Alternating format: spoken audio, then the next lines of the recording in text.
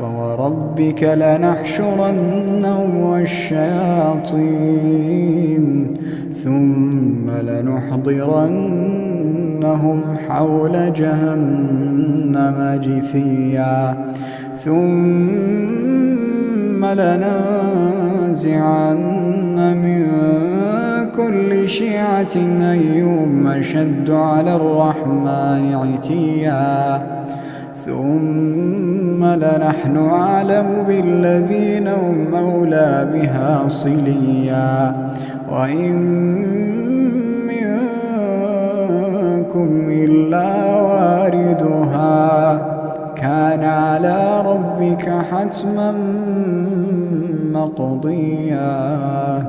ثم ننجي الذين اتقوا ونذر الظالمين فيها جثيا